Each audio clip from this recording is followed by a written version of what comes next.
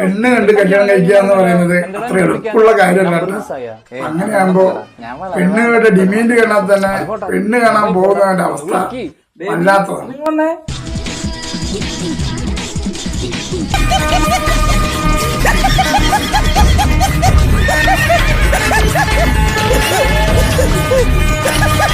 ഇതാണോ എന്റെ ഭാര്യ? സുനിക്കുട്ട, നീ ആരെ അറിയിക്കണ്ട് കല്യാണം കഴിച്ചല്ലേ? കൊച്ചു കള്ള. ആ അമ്മച്ചി, അമ്മ വിളിച്ചേ. ആരടത്? ഇതാണോ എന്റെ ഭാര്യ?